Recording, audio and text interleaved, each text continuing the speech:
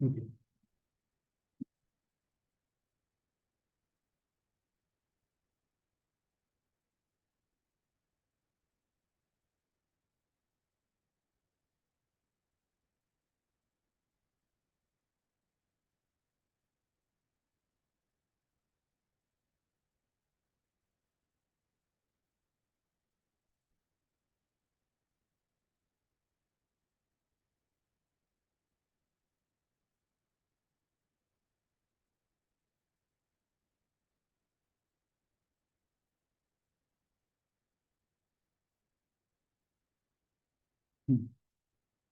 I think now it is visible. ठीक है। So we'll discuss the syllabus of the ancient syllabus of the history TGT. ठीक है। So first thing we are going to cover the first unit, that is sources of the ancient Indian history. So history को ही हमने पहले तीन category में divide किया historians ने।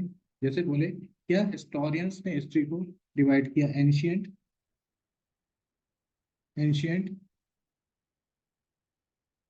Medieval और मॉडर्न। ठीक है, तीन कैटेगरी में डिवाइड किया, ancient, medieval, modern. So history को हम बोल सकते हैं एनीथिंग या एनी इवेंट या any past event that occurs is history, या any past important significant event is history. So शुरुआत करते हैं हम एंशियंट इंडियन हिस्ट्री से। तो बेसिकली जब हम एंशियंट इंडियन हिस्ट्री की बात करेंगे तो उस टाइम पे हम तो ना ही लिखना जान रहे थे ना पढ़ना जान रहे थे। तो जो सोर्सेज होंगे तो ज्यादातर जो एंशियंट इंडियन हिस्ट्री के सोर्सेज आपके आर्कियोलॉजिकल सोर्सेज होंगे। ठीक है, आर्कियोलॉजिकल मीन्स कि लेट सपोज कोई जगह है, वहां पे आपने खुदाई किया, ठीक है, कुछ एक्सकावेशन किया, उधर पे कुछ चीजें निकली, एंड तो उसके थ्रू आप आइडेंटिफाई कर पाओगे कि यहाँ पे कुछ था। ठीक है, लेट सपोज कि जिस रूम पे आप बैठे हो वहां पे डिमोलिश हो जाता है स्ट्रक्चर, और फिर अचानक से सब लोग दब जाते हैं, सपोज करिए थोड़ी देर के लिए, और फिर आज से 1000 साल 500 साल बाद खुद उधर पे खुदाई होती है तो पता चलता है कि यहाँ पे कोई ह्यूमन एग्जिस्टेंस था। So this is the archaeological source of the history. ठीक है, next is the literary source. ठीक है, लिटरेरी सोर्सेज में थोड़ा सा एंशिएंट पीरियड में जब हम लिखना पढ़ना जान गए थे, that is the literary sources. Gupta period और मौर्यन पीरियड के टाइम की बात कर रहे हैं, वहां पे कुछ लिटरेरी सोर्सेस मिलेंगे जहां पे रिटन एविडेंस मिलेंगे। So that is a literary source of ancient Indian history. फिर जो तीसरा सबसे बड़ा सोर्स है एंशिएंट इंडियन हिस्ट्री की, foreign accounts. See what is foreign account? Foreign accounts ये है कि let suppose Gupta period, Mauryan period, बहुत सारे जो फॉरेनर ट्रैवलर्स, इंडिया के जो राजा लोग थे उनके कोर्ट पे आए थे उसको, और वो लोग कुछ पेन डाउन किए। जैसे सपोज कोई ट्रैवलर आया, मेगास्टिचेस है, कई सारे जो ट्रैवलर आए, तो वो जो ट्रैवलर आए और उन्होंने बहुत सारी चीजें आके इंडिया में ऑब्जर्व किया, और जब ऑब्जर्व किया तब उन्होंने they wrote something about the ancient Indian history। तो उन जो ऑब्जर्वेशन था उन्होंने ऑब्जर्वेशन को लिखा, और उस ऑब्जर्वेशन से हमने क्या पाया, उस ऑब्जर्वेशन से हमने बहुत सारी चीजें अपनी एंशिएंट इंडियन हिस्ट्री में देखने को मिला। ठीक है, सो ये होगा। अब इसको हम डिटेल में करेंगे, अभी तो just it is like syllabus discussion of the ancient Indian history. वैसे ये लेक्चर एक यूट्यूब पे भी मेरा पड़ा हुआ, वहां से भी आप देख सकते हैं कि एंशिएंट इंडियन हिस्ट्री का क्या है। Then next is second unit. Second unit. Second unit is about the Harappan civilization। ठीक है, हड़प्पन civilization या फिर बोलिए इंडस वैली civilization। ठीक है, this is very important in history। We can't study the ancient history without learning this topic। and Harappan civilization या ancient Indian history में Harappan civilization बहुत इंपॉर्टेंट चैप्टर है। सो पहले इसमें देखेंगे हम फर्स्ट पार्ट में Harappan civilization rise and extent, means कि कहां से कहां तक फैला था। एक चीज और देखेंगे इसमें हड़प्पन सिविलाइजेशन में, टाइम पीरियड है। टाइम पीरियड कब से कब कब तक का पीरियड था हड़प्पन सिविलाइजेशन का, ठीक है। हड़प्पन सिविलाइजेशन का पीरियड कितना था, मीन्स की अगर आज से बोला जाए कितने साल हड़प्पन सिविलाइजेशन पहले था, 2500, तो it is around around 2500 to 1500 BC। ये टाइम पीरियड है आपका, ये मैच्योर टाइम पीरियड है हड़प्पन सिविलाइजेशन। फिर हम देखेंगे characteristics and features of the town planning, ठीक है। Harappan civilization is believe to be an urban urban civilization. जो हड़प्पन सिविलाइजेशन था वो टोटली अर्बन सिविलाइजेशन, ठीक है। और इसकी जो टाउन प्लानिंग थी, ये कह लीजिए जो घरों को प्लान करके रखा था, ये दैट वाज अ वंडरफुल। आज से 5000 साल पहले की बात बता रहे हैं, बहुत अच्छी थी हड़प्पन सिविलाइजेशन की टाउन प्लानिंग, ठीक है। उसके बारे में पढ़ेंगे, वहां पे क्या क्या एक्सकवेशन मिले, क्या क्या चीजें मिली, किसने हड़प्पन सिविलाइजेशन को खोजा, लाइक दयाराम साहनी ने पहली बार खोजा हड़प्पन सिविलाइजेशन की साइट्स को। अब इसको इंडस वैली सिविलाइजेशन क्यों बोलते हैं? Because this civilization was developed on the bank of river Indus. अब ये भी देखेंगे हम कि अगर नॉर्थ से लेके साउथ तक, या कह लीजिए कि नॉर्दर्न एक्सटेंड किधर थी हड़प्पन सिविलाइजेशन की, सदर्न एक्सटेंड किधर थी हड़प्पन की, ईस्टर्न किधर थी और वेस्टर्न किधर थी, ये चारों एरिया को भी हम कवर करेंगे कि कौन कौन सी एक्सटेंड थी हड़प्पन सिविलाइजेशन। फिर इंपॉर्टेंट पार्ट है कैरेक्टरिस्टिक्स को देखेंगे, features of town planning, seals and script, ठीक है। अभी ये बात बता दूं, हड़प्पन सिविलाइजेशन की स्क्रिप्ट तो हमको मिली है, बट अभी तक उस स्क्रिप्ट को हम बिल्कुल भी डिसाइफर नहीं कर पाए, मतलब कि हम समझ नहीं पाए कि उन्होंने क्या लिखा है। लेट सपोज अगर इंग्लिश में आप कुछ भी लिखते हो तो that is a Roman script, Hindi में लिखते हो तो Devanagari script, but Harappan civilization की स्क्रिप्ट को हम अभी तक समझ नहीं पाए क्या स्क्रिप्ट लिखी थी। फिर फाइनली हम इस चैप्टर में डिस्कस करेंगे decline of the Harappan civilization, ठीक है। Harappan civilization was peak in this period 2500 से लेके 1500 BC तक। Harappan civilization was on peak. इस टाइम पे हड़प्पन सिविलाइजेशन बिल्कुल पीक पीक पे था। 2500 से 1500 BC तक Harappan civilization was on peak. इसके बाद डिक्लाइन हुआ। सो डिक्लाइन में भी तो देयर आर मल्टीपल कॉजेस, ठीक है। डिक्लाइन में भी there is a many reasons, discuss करते हैं many reasons of decline of Harappan civilization, ठीक है। लाइक कुछ सेज की आर्यंस का इन्वेजन हो गया था, कुछ सेज फ्लड आ गया था, कुछ सेज की ड्रॉट आ गया। So we will discuss in detail regarding the decline of the Harappan civilization, ठीक है। अभी तो सब simply I am discussing the syllabus, हर चीज को बिल्कुल डिटेल में पढ़ेंगे कि कोई भी आपका कोई भी क्वेश्चन आता है, कोई भी सवाल आता है, कोई भी कॉन्सेप्ट होता है, आपको पूरी तरीके से क्लियर होगा ये पीजीटी हिस्ट्री, ठीक है। इसके बाद सिग्निफिकेंस, सिग्निफिकेंस को हम बोल सकते हैं कि इंपॉर्टेंट इवेंट, ठीक है। मतलब क्या सिग्निफिकेंट था हड़प्पन सिविलाइजेशन का, हड़प्पन सिविलाइजेशन का सिग्निफिकेंस क्या था, इंपॉर्टेंस क्या था, that we will also discuss in this lecture. Harappan civilization का सिग्निफिकेंस क्या था या इंपॉर्टेंस क्या था, वो भी हम यहाँ पे डिस्कस करेंगे कि how far Harappan civilization is important in ancient Indian history and what is the significance that, yeah, what is the contribution of the Harappan civilization in the ancient Indian history, because it is the one of the oldest urban civilization, ठीक है। Urban civilisation की बात कर रहे हैं हड़प्पन से। इसके बाद आपके टॉपिक पे यहाँ पे अभी ये नहीं दिया हुआ, वैसे तो हड़प्पन सिविलाइजेशन के बाद वैदिक पीरियड पढ़ते हैं, बट यहाँ पे अभी डायरेक्ट बुद्धिज्म और जैनिज्म दिया हुआ है, बुद्धिज्म जैनिज्म। तो मैं थोड़ा सा वैदिक पीरियड के बारे में भी आपको बताऊंगा, ठीक है। बिकॉज ऐसा नहीं है कि सिर्फ टीजीटी हिस्ट्री के लिए, आप और भी हिस्ट्री से रिलेटेड अगर कोई और भी स्टूडेंट ज्वाइन करता है तो उसे भी हिस्ट्री से रिलेटेड काफी सारी चीजें क्लियर हो जाएंगी, ठीक है। तो वैदिक पीरियड को भी डिस्कस करेंगे, फिर उसके बाद लेटर वैदिक पीरियड को भी डिस्कस करेंगे इसी में। अब वैदिक पीरियड और लेटर वैदिक पीरियड खत्म होने के बाद आता है आपका जैनिज्म और बुद्धिज्म, ठीक है।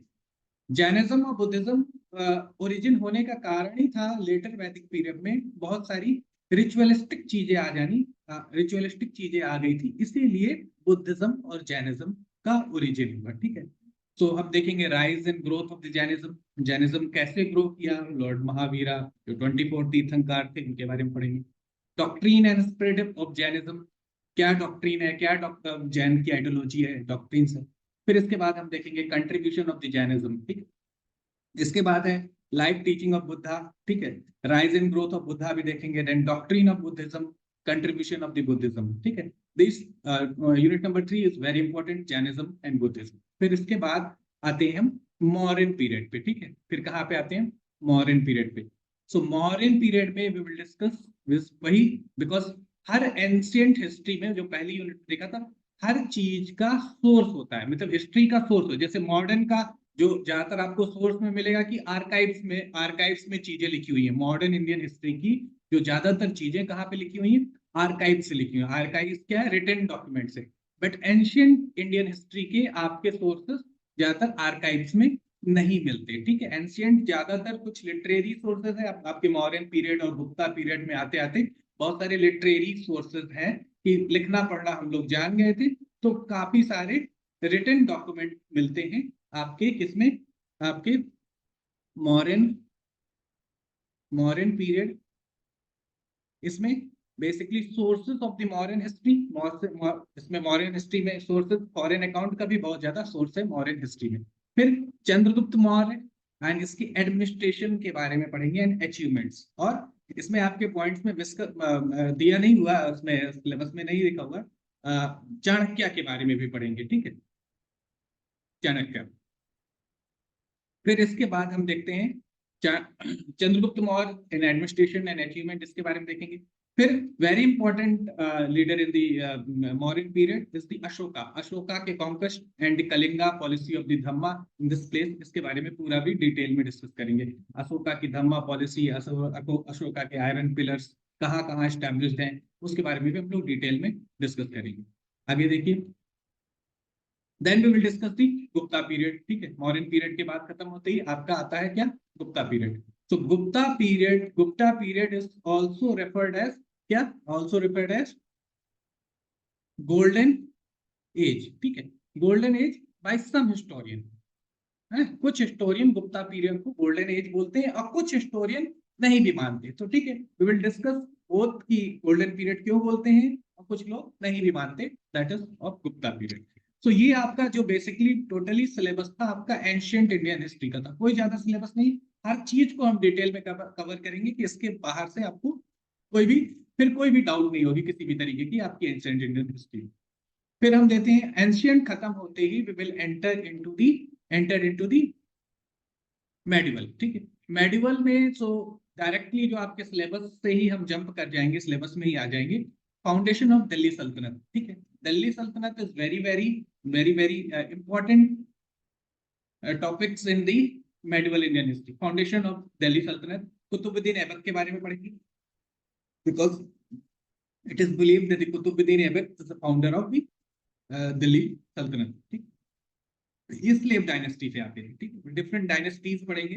फिर Ghiyasuddin Balban, Sher Shah Suri and administration and achievements of the entire Delhi Sultanat के बारे में पढ़ेंगे। तो इसमें बहुत सारी जितनी भी डायनेस्टी है सबके बारे में पढ़ लेंगे, बिकॉज इसमें सिर्फ मेंशन आपका कोई ये वाली दो को ऊपर मेंशन किया, और एडमिनिस्ट्रेशन और अचीवमेंट एंटायर दिल्ली सल्तनत की जितनी भी डायनेस्टीज होंगी सबके बारे में हम लोग डिटेल में कवर करेंगे, ठीक है।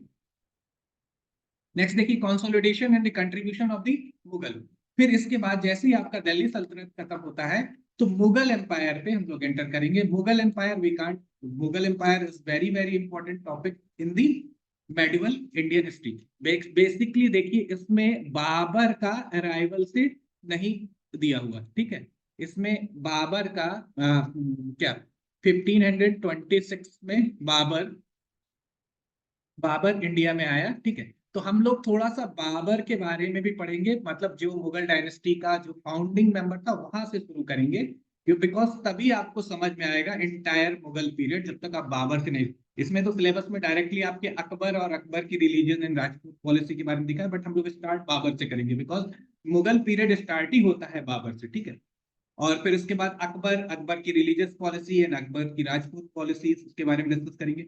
शाहजहां की पूरी रिलीजियस पॉलिसीज एंड शाहजहां की एडमिनिस्ट्रेशन पॉलिसीज पूरा डिस्कस करेंगे।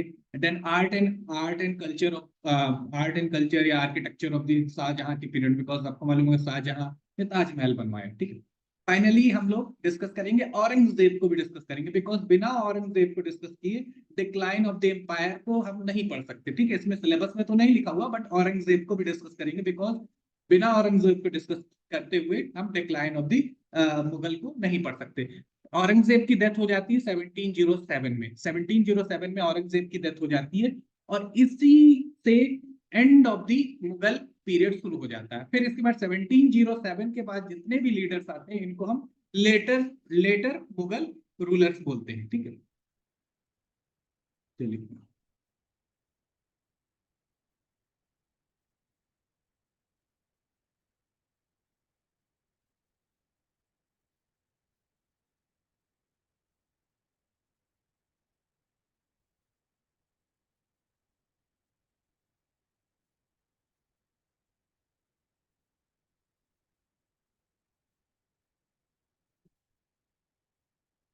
काटूं बेटा?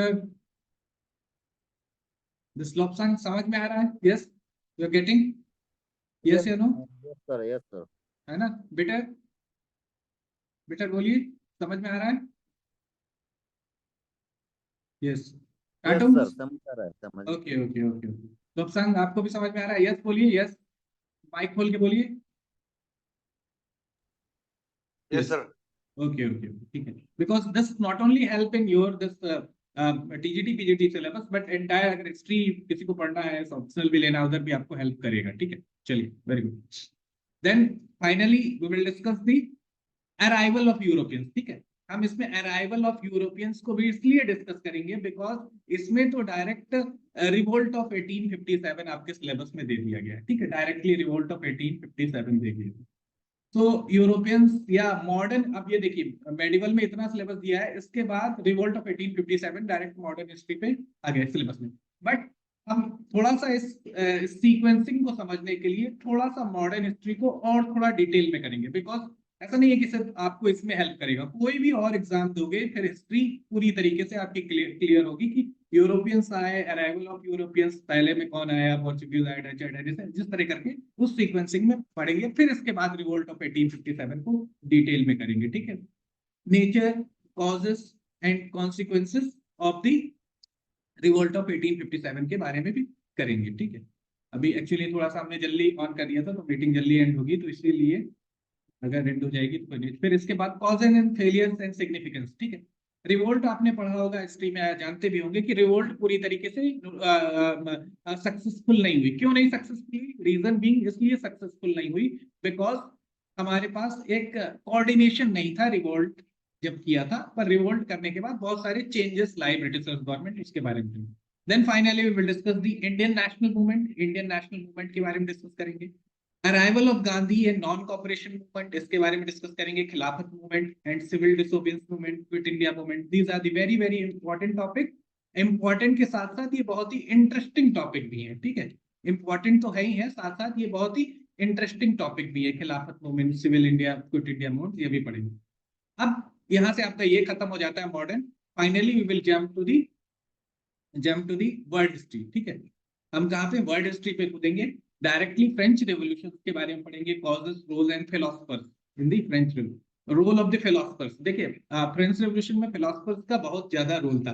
Impact of the revolution, revolution से क्या इम्पैक्ट आया है ना, फ्रेंच रेवोल्यूशन से बहुत सारे इम्पैक्ट आए हिस्ट्री में, उसको भी बहुत डिटेल में करेंगे, ठीक है। नेक्स्ट करेंगे हम socialism in Europe and the Russian revolution. This is also very very important. Russian is it is a socialist country. Russian revolution के बारे में करेंगे, इसके impact and consequence of the Russian revolution. Unit number 12 में है rise of the fascism in Italy and the Nazism in the Germany, ठीक है। तो basically Hitler and second world war से रिलेटेड पूरा एंटायर इस चीज को डिटेल में कवर करेंगे। थर्ड है this is totally your north eastern history. इसको भी हम डिटेल में कवर करेंगे because we can't ignore this north eastern history. Anglo Abor war, this is very very important. फिर pre colonial society, economy and occupation, ठीक है। Colonial pre British के पहले क्या क्या थी सोसाइटी, थी नॉर्थ ईस्ट में ऑक्यूपेशन क्या था। फिर indigenous faith and practices, I think आप भी ज्यादा जानते होंगे, हम भी इस पे और डिटेल में डिस्कस करेंगे। Then concept of the inner line and outer line, inner line ILP क्या है, इनर लाइन परमिट, और ये सब चीजें सारी डिटेल में डिस्कस करेंगे, ठीक है। So this is this is all about your syllabus discussion. तो ये लगभग हमारा हमारा लगभग लगभग वी विल कवर इन धीरे धीरे करके, बिकॉज अभी जैसे एग्जाम नहीं है तो हम चाह रहे हैं कि बहुत धीरे धीरे करके आराम से, बहुत धीरे धीरे करके आराम से थोड़ा लॉन्ग लॉन्ग ड्यूरेशन में कोर्स करें, अराउंड अराउंड 2 मंथ्स तक हम लोग इसको डिटेल में करते जाएंगे। इसमें आपको कंप्लीट हम नोट्स भी प्रोवाइड करेंगे, जो भी सिलेबस के अकॉर्डिंग नोट्स है उसी पैटर्न में हम आपको नोट्स भी प्रोवाइड करेंगे, ठीक है। और साथ में हम लोग टेस्ट सीरीज भी करेंगे, जब एक बार सिलेबस कंप्लीट हो जाएगा then we will do the test series also, entire subject का, entire syllabus wise, unit wise हम लोग टेस्ट सीरीज करेंगे, ठीक है। तो अगर आप इंटरेस्टेड हो, जिसको जिसको जैसे एक दो लोगों ने तो ऑलरेडी ज्वाइन कर लिया है, और भी लोग जो इंटरेस्टेड हो तो they can join and they can contact my number और इस क्लास को ज्वाइन कर सकते हैं। नंबर आई थिंक मैं मेरा पड़ा हुआ है ग्रुप में, वहां से आप इसको देख सकते हैं और ज्वाइन कर सकते हैं। तो ठीक है, I hope everyone is doing well. और अभी by this we will end our today's discussion, और कल की क्लास से हम लोग फिर डिटेल में क्लास स्टार्ट करेंगे। Thank you. और कुछ पूछना है? Anybody want to ask? बेटर नाटा टाटुंग जी कुछ पूछेंगे? टाटुंग जी कुछ पूछेंगे? यस। अच्छा, आपने चैट में लिख दिया है। Anybody wants to ask anything?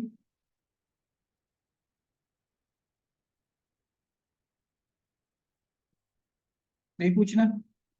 ठीक है, ठीक है देन। Thank you. आज के लिए इतना सफिशिएंट है। फिर नेक्स्ट नेक्स्ट सेशन से हम लोग रेगुलर क्लास को कंटिन्यू करते हैं, ठीक है। ठीक है, okay, bye, then see you, good night.